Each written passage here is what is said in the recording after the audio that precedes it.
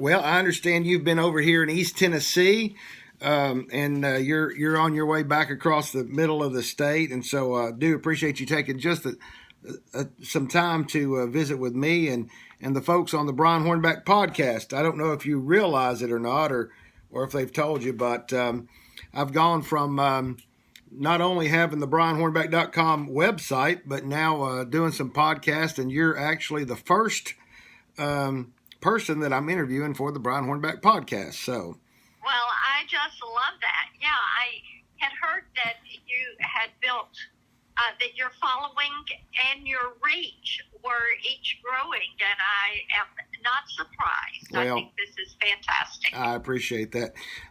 So I know since you've been over here, I know that you've done some events today in Blount County with some veterans, and then I know you've made a visit down to Loudoun County, but I want to take just a minute and or however long it would take you, but I understand that you're proposing a rural healthcare agenda.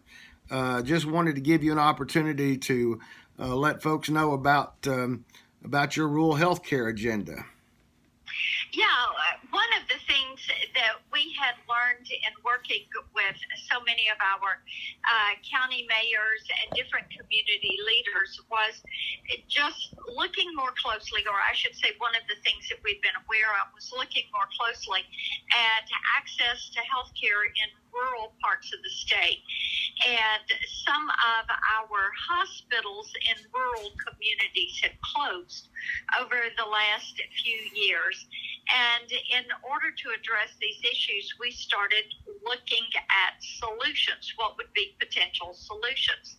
Well, one of those is we need the opportunity for a community to have a freestanding emergency room so that you can properly triage people in that community and then get them to the care that they need.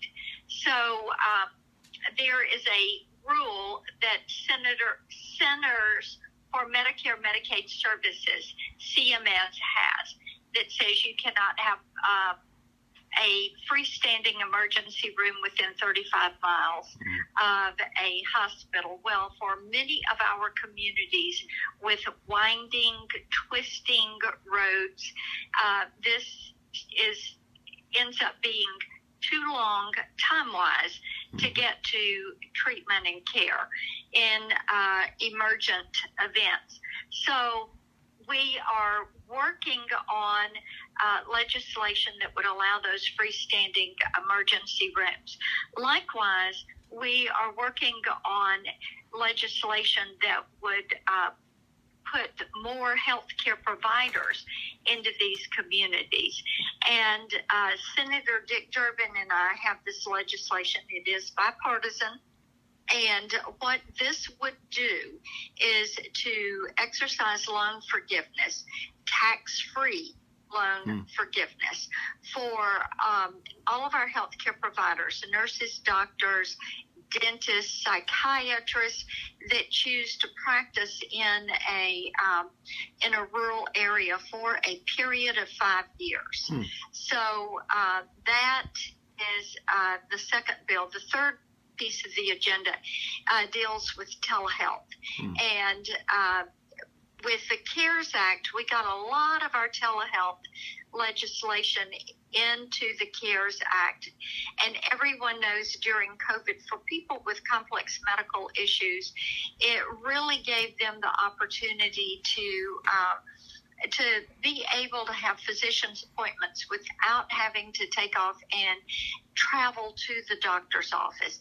And people with complex medical issues were afforded the opportunity, or those that are elderly, afforded the opportunity to have access to care in a more convenient way. And what we are seeking to do is to make those provisions permanent. They were great during COVID. They worked. And, Brian, I think people realize telehealth, using phones and iPads and things for help, was not just a convenience as they had previously looked at it. Through COVID, they realized this really created greater access to health care. And it is something that opened the doors for a better quality of care for many people that did have complex medical issues. Well, even I learned about the benefits of telemed because during COVID last year, I was due for another treadmill stress test to make sure that my heart wasn't going to give out anytime soon, and my cardiologist and I were able to do a telemed, and then he was able to do the order for me to go do my treadmill echocardiogram. And so I'm a big believer, even living in the metropolis of Knoxville. I'm a big believer in telehealth. But you know what we absolutely. And see, I had worked on this legislation for 3 years. Oh, wow. And people would say, well, that's just convenience.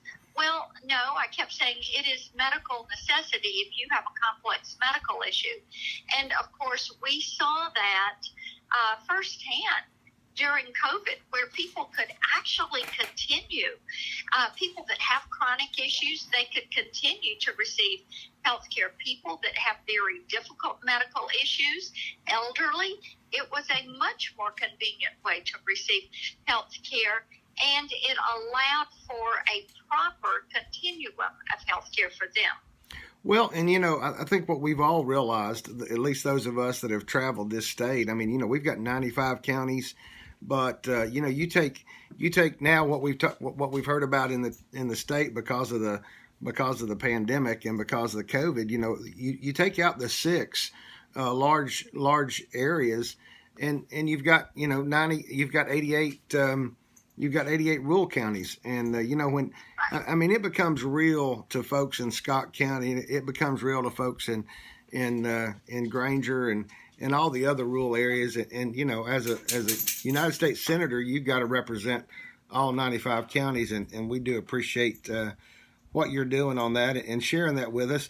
And before I let you go, I would be remiss if we didn't talk a little bit about Biden's infrastructure. I think many of us, I was only able, first time in history that I was only able to watch about 10 minutes of a presidential address in Congress the other night, and it shocked my wife. My wife and I, we've been married for 33 years, and she said, "Are you not watching the president?" And I said, "I just can't bring myself to do it." But there's lots of wish lists in his infrastructure proposals. So I would be remiss if I didn't ask you to at least talk about what all he's trying. Yeah, one of the things, his infrastructure, so-called infrastructure bills, a $2.25 trillion bill. Mm-hmm. Well, if you were to, let's say we're going to expand the definition of infrastructure, because they like to say that it is now a bigger definition, that it has evolved. Well, if you were to say, okay, we're going to say everything pertaining to roads and bridges and highways and interstates and ports and waterways and water systems and airports and broadband and the power grid. We're going to say all of that is infrastructure. Well, if you pulled all that together, it is still just a little more than a third of that bill. Right. But what they're trying to do is evolve this thing to say that human beings are infrastructure, that caring for children is infrastructure, that caring for elderly is infrastructure. And the American people are just not buying that. What they want is to be certain that roads are repaired. They want to be certain that they can get to work. They're really quite frustrated that there's more money to incentivize buying electric vehicles in this bill than there is money to pay for the roads for the vehicles to drive on. So Tennesseans are really practical people, and what we know is that they want to see investment in infrastructure as we have traditionally done, and then have discussions about these other things on a different day. Well, and I know that as a proud supporter of Marsha Blackburn, when you ran for the U.S. Senate, you're not afraid to ask questions, even when it's questions of your own party. and that's what the two-party system's about. Is asking those questions.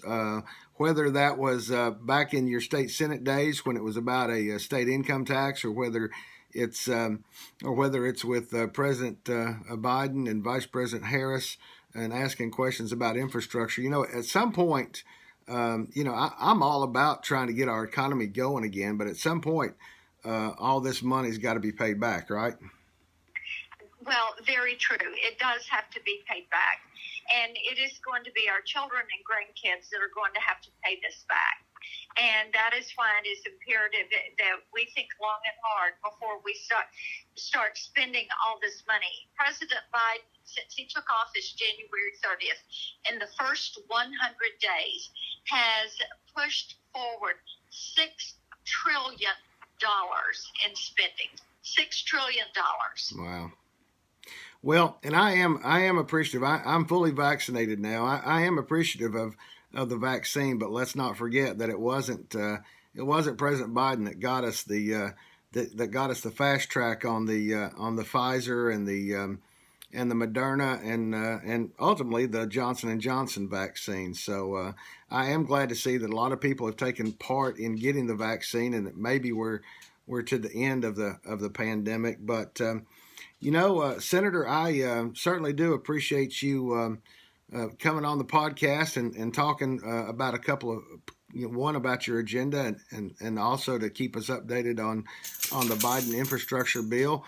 And before I let you go, just any final comments you want to make? I'm sure folks can, obviously I'll put in there where folks can find you on the internet, on the website. If they have comments, I'm sure you appreciate all that. But any last thing you want to say before I let you go? Well, yes, I do hope that they find me. They'll get me online at Marsha Blackburn, or they can sign up for our weekly newsletter at blackburn.senate.gov. And I do get that weekly email, and it's very informative, and we appreciate everything you're doing and everything that you and Senator Hagerty are doing, working together for the state of Tennessee. Well, thank you so much. It's an honor to serve. Thanks. Thank Bye-bye. you. Have a great day. Uh-huh.